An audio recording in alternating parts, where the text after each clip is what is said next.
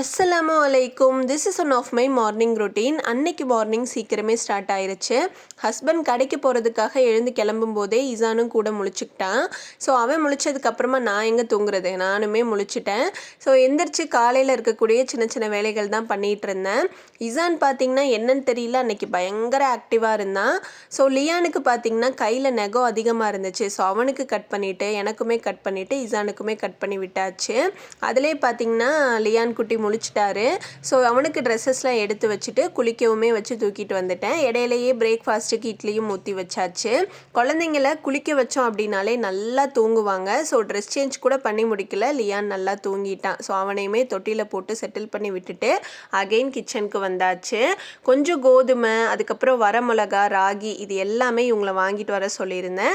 இன்ஷால்லா நீ முடிஞ்ச அளவுக்கு வீட்டிலையே எல்லாமே ரெடி பண்ணி வச்சுக்கலாம், கடையில் வாங்க வேணாம் அப்படின்னு சொல்லிட்டு ஒரு முடிவு பண்ணியிருக்கேன் ஹெல்த்தியாக.